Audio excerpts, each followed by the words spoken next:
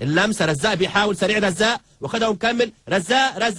انفراد رزاق يلعبها رزاق لكن لعبها فين في جسمه يقرب يلعب على الارض كنس اسمواء السنده التسديده عاليه بعيد لخارج من نور السيد ممكن يسدد تسديده قويه بيمتاز بيها رجله تقيله جدا زي هذا اللاعب في تشكيله يانج تلعب على طول وسنده وتعلق كوره بمنتهى الخطوره في منتهى الخطوره الهدف الاول ليانج افريكانز كوره كده يعني بسرعه اتعملت لسه بكلم حضراتكم لسه عند خميس من جديد يلعبها العدله والسنده والتسديده بمنتهى الخطوره احمد جعفر يزقها وبيقرب